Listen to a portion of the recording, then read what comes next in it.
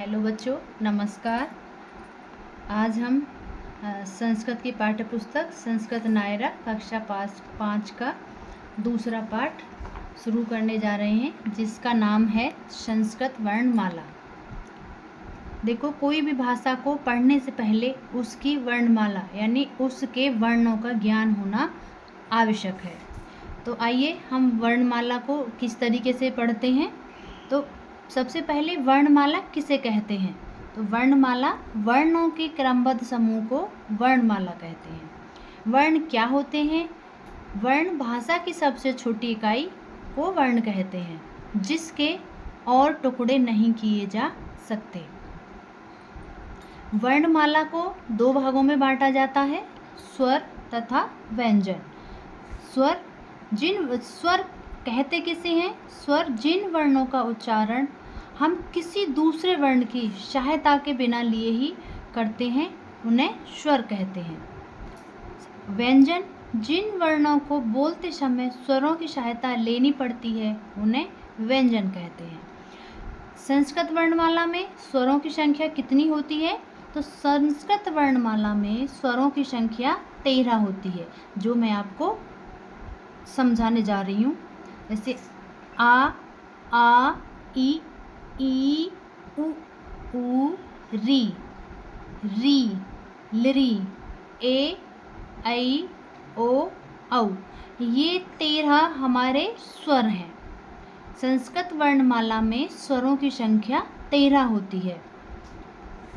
और व्यंजनों की संख्या जैसे क, ख, ग, घ, अंगा, चा, छा, जा, झा, या, टा, ठा, डा, डा, णा, ता, था, दा, धा, ना, पा, फा, बा, भा, मा, या, रा, ला, वा, शा, शा, सा, हा, छा, त्रा, ज्ञा, श्रा।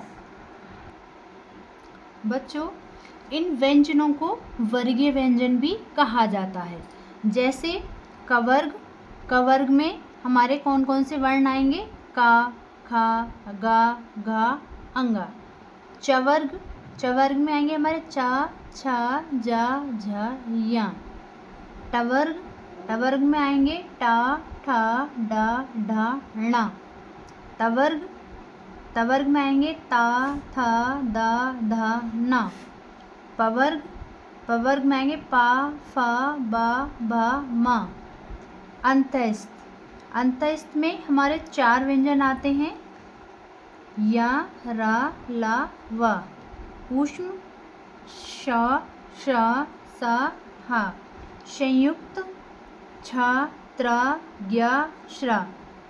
बच्चों, संयुक्त किसको कहते हैं? जो व्यंजन 2 व्यंजनों के योग से बनते हैं, उनको संयुक्त व्यंजन कहते हैं। आते हैं अयोगवहा। ये दोनों वर्ण न स्वर हैं और न ही व्यंजन हैं। अतः जैसे अंग को कहते हैं अनुस्वार, और आहा को कहते हैं विसर्ग, जो कि आपको इस शिरोरेखा के ऊपर ये बिंदी, जिसको हम डॉट कहते हैं, दिख रही है, इसको हम बोलते हैं अनुस्वार। और ये जो 2 डॉट्स हैं, इसको हम विसर्ग कहते हैं। अब आते हैं मात्रा का प्रयोग। मात्रा का प्रयोग कैसे किया जाता है? तो सबसे पहले हम ये समझेंगे कि मात्रा कहते किसे हैं। तो स्वरों के बदले हुए रूप को मात्रा कहते हैं। अब इनका प्रयोग कैसे किया जाता है? तो स्वरों की मात्रा का प्रयोग हल व्यंजनों के साथ किया जाता है।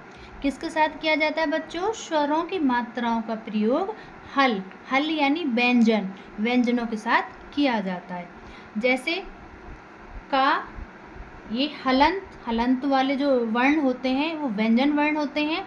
जब हम इसमें आ मिलाएंगे तो ये हमारा पूर्ण वर्ण बन जाता है। जब इस का में हमने बड़ी ई की मात्रा को मिलाया, स्वर की ई की मात्रा को मिलाया, तो क्या बना हमारा? की। फिर का में हमने री की मात्रा को मिलाया, री स्वर को, तो इसमें क्या बना? ये क्री। जैसे का में हमने ए स्वर की मात्रा को मिलाया तो ये क्या बना, कई। ऐसे ही और जो हमारे 33 व्यंजन हैं सभी में स्वर मात्राओं का प्रयोग करके शब्द का निर्माण किया जाता है। धन्यवाद। यदि आपको हमारी वीडियो पसंद आई है तो चैनल को लाइक करें, सब्सक्राइब करें और ज़्यादा से ज़्यादा शेयर करें। धन्यवाद।